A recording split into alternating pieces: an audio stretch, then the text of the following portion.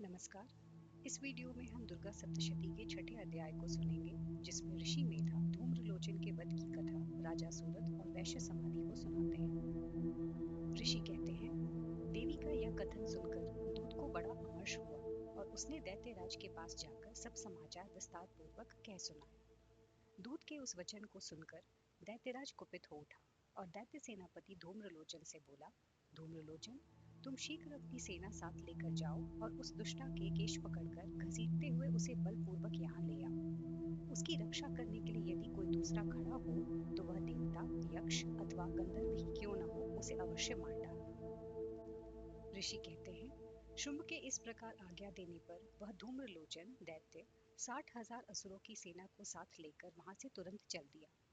वहां पहुंचकर उसने हिमालय पर रहने वाली देवी को देखा और ललकार कर कहा, अरे, तू शुंभ निशुंभ के पास चल। यदि इस समय प्रसन्नता पूर्वक मेरे स्वामी के समीप नहीं चलेगी तो मैं बलपूर्वक झूला पकड़कर घसीटते हुए तुझे ले चलूंगा। देवी बोली, तुम्हें दैत्यों के राजा ने भेजा है। तुम स्वयं भी बलवान हो और तुम्हारे साथ विशाल सेना भी है। ऐसी दशा में यदि मुझे बलपूर्वक ले चलोगे तो मैं तुम्हारा क्या कर सकती हूँ। ऋषि कहते हैं, देवी के यूं कहने पर असुर धूम्रलोचन उनकी ओर दौड़ा। तब अंबिका ने हुंक शब्द के उच्चारण मात्र से उसे भस्म कर दिया।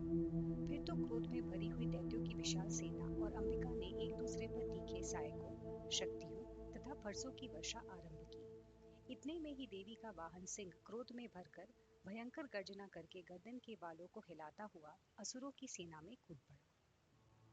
उसने कुछ दैत्यों को पंजों की मार से, कितनों को अपने जबड़ों से और कितने ही महान दैत्यों को पटक कर ऊंट की दाढ़ों से घायल करके मार डाला। उस सिंह ने अपने नखों से कितनों के पेट फाड़ डाले और थप्पड़ मारकर कितनों के सर धड़ से अलग कर दिए। कितनों की भुजाएं और मस्तक काट डाले तथा अपनी गर्दन के बाल हिलाते हुए उसने दूसरे दैत्यों के पेट फाड़कर उनका रक्त चूस लिया।